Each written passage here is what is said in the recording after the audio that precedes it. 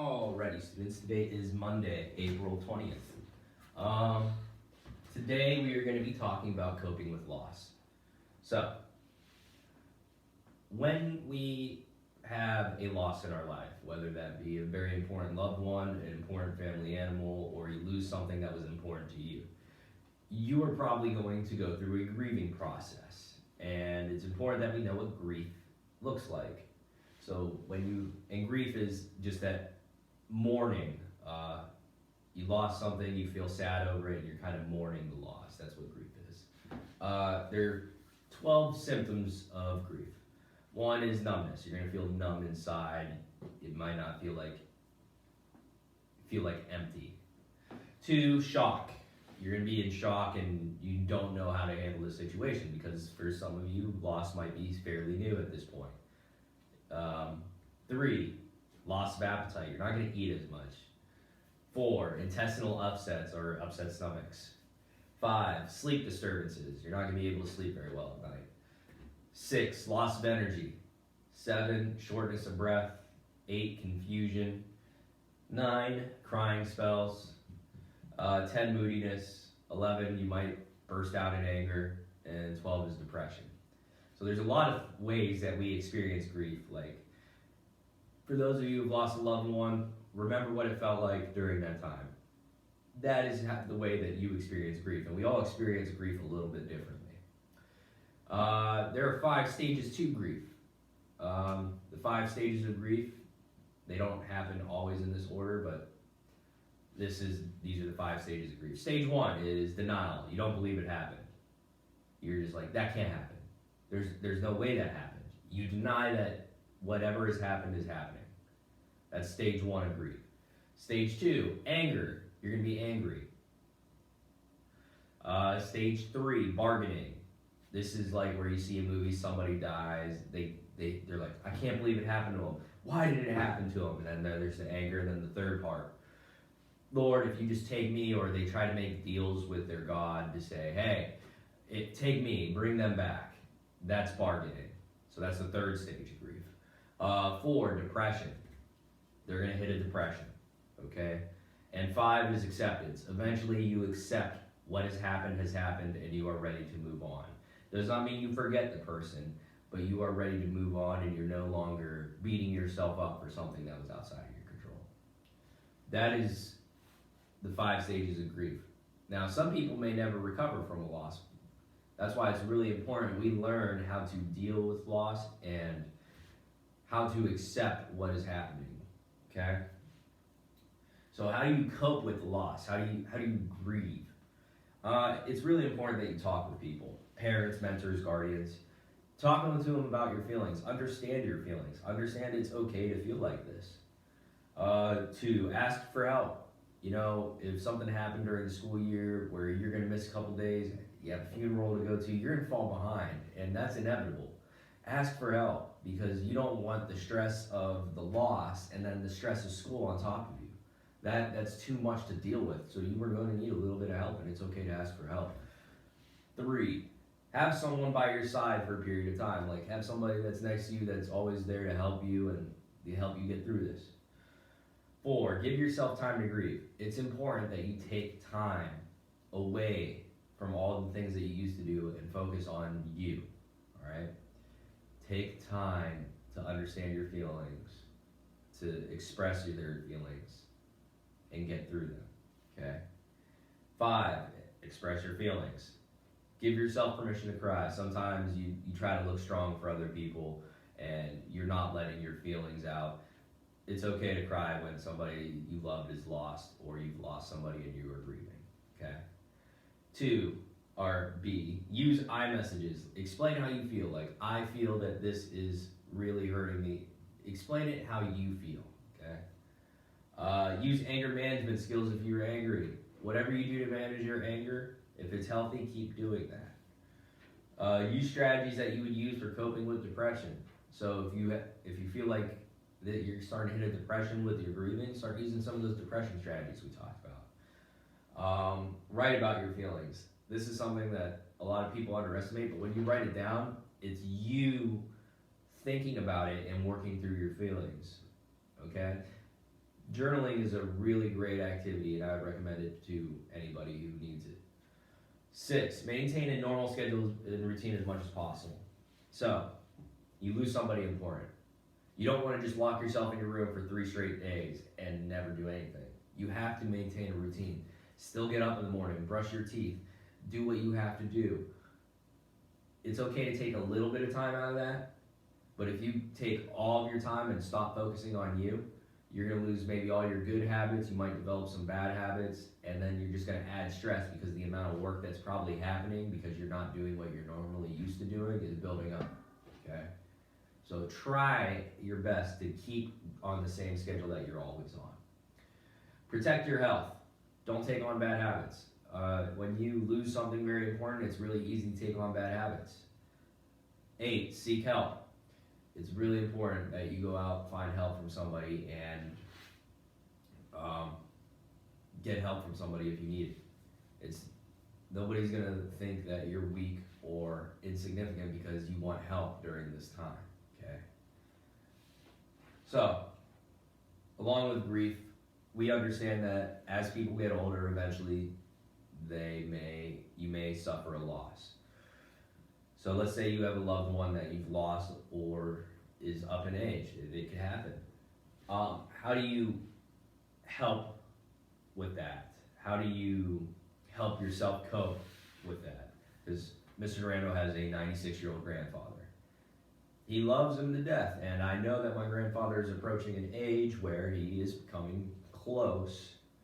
We don't know when, nobody ever knows when, but he is getting closer, and it could be any day.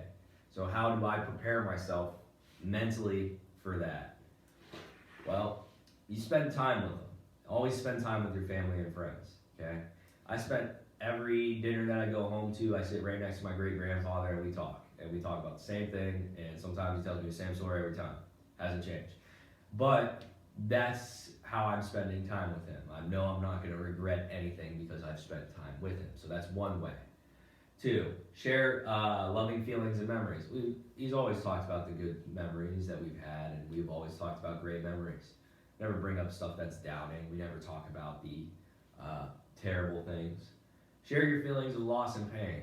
This is something that if somebody is dying from a condition or illness like cancer, you tell them that you're going to miss them, and they tell you their feelings, and it's how they get through it. It's how you kind of help yourself get through it. Talking about those feelings is important. Excuse me. Encourage the person to talk about things that they might be uncomfortable talking about, like their death. If somebody wants to talk about that because they're old and getting older and want to have that conversation, you have to be willing to listen to them because it's really important to them. I'm not saying you bring it up, but if they bring it up, you should be willing to hear them out, and that's something that helps them. Listen carefully to the person's feelings and thoughts. Wouldn't it be terrible if Mr. Durando was on his cell phone and somebody was telling him really important feelings like, oh yeah, I'm hearing you. No. So make sure you're giving somebody your full attention and you're paying attention to them. Reassure the person with affection. That just means show them love. Share your grief with your family and friends, all right? Talk to your family and friends, see how they feel about it. Get your feelings out. It's like I said, talking to people is really important. Don't ever underestimate the power of talking to good people. Continue your daily routine, same as the last thing. If we have grief or if we're getting there, keep your daily routine. It's gonna help you. Consider what you will do to keep the memory alive of the person. So if there's something that y'all did together and you want to keep doing that, to keep that memory alive, absolutely keep doing that. A story I saw was one day a lady's husband had passed away, and one thing he did was there was construction workers all in the area. He'd always bring them a case of water. Well, he was just a nice guy. He worked construction and he knew it was hard. So when this man had died, the wife, to keep his memory alive, would always buy these construction workers water. It was just a little memory. That something as simple as that can help you deal with the loss and keep a memory of a person alive. 10, allow yourself time to grieve. Again, go ahead and take time for yourself. So, that was really rough and really heavy stuff, and these things are hard, and sucks not being in school where I can give you a little bit more detail, but we got to move on. Resiliency. Resiliency is your ability to bounce back after something bad has happened. We've all experienced something that puts you down, or we've faced adversity in your life where it's hard to keep going. When you are in those moments, it's important that you have the ability to keep going and push forward. And how do you develop that ability? So, first thing you need is you need to work on your relationships with your family and friends. If you have strong relationships with your family and friends, they're going to help push you and help get you through that tough moment. That's why if you want to be somebody who's tough and able to keep pushing forward and move forward and face adversity, you need strong relationships with your family and friends. Develop a close relationship with a mentor. Have somebody who is going to teach you. I had a great relationship with my coach. Every time something bad happened, he was the person that pushed me forward. Have a relationship like that with somebody who cares about you and is going to push you forward. That's what a mentor does. Choose friends who are supportive and have responsible behavior. Do not have friends that put you in bad situations and are going to get you in trouble. That's not what you want. So, have friends in good situations. Continue to do good situations. Continue to put yourself in those good situations. Do not put off with dealing with difficult situations. One thing that happens is when something tough or something hard happens, a lot of people kind of just walk away thinking the problem's going to take care of itself. You can't do that. You may be able to take a day and give yourself a day to prepare for it, but you cannot avoid the problem. Let's say you have a big test. The only way you are going to do well on that test is if you take action and study. You have to prepare to deal with the problem. If you don't, it will only get worse. So when we talk about do not put off dealing with difficult situations, when something hard comes into your life, you have to deal with it. You have to find a way to work with it. Whatever it is. Tests, you got to study. For games, you got to practice. Okay? There's so many answers to prepare for the difficult situations that are ahead. And oftentimes, if you let something go, it often gets worse. So if you keep putting it off, the anxiety and nervousness that you feel about the situation is only going to get worse. So it's really important that we take action the moment we get there. 5, avoid harmful coping mechanisms. That's drinking, smoking. Don't do those. Those things will not help you get through your problems. They will actually make them worse. Ask for help when you need it. It's okay to ask for help. 7, discuss with support groups or trusted individuals. Let's say there's a group of people who all experience the same thing. Go to them for help because that's like a support group. They all know what you're feeling. They've all been through it. You can all talk about your feelings in that sense and aspect. Be involved in school activities and community activities. Why is that going to help you develop resiliency? Well, just using sports teams as an example because it's really easy, is when you are involved with a team, that is a strong group of people that you should be with. Your team should be a cohesive unit. Everybody should be getting along. Everybody should be working together. If you need support, you go to that team and they help push you forward. There's usually a coach who can be a mentor during that time. So when we look at school activities and community activities, they usually have a mentor in the group. They usually form a bond with all the team in the group, and having that bond with them is going to help push you forward. So school activities are really great to get involved in, to give you a sense of community, to give you a good, strong friend group, and help put positive values in your life. So I strongly encourage anybody to get involved in some type of school activity or community activity. Okay? They're going to help you deal with grief. Okay? And by doing those, you're going to become more resilient.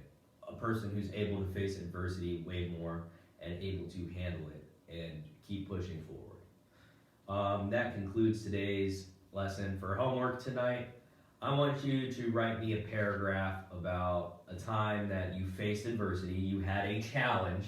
So tell me a time that you were challenged and how you got through the challenge. What did you do to get over to get through it? Okay? That's your homework for tonight. Have an excellent day. I'll be catching up on grading in a moment.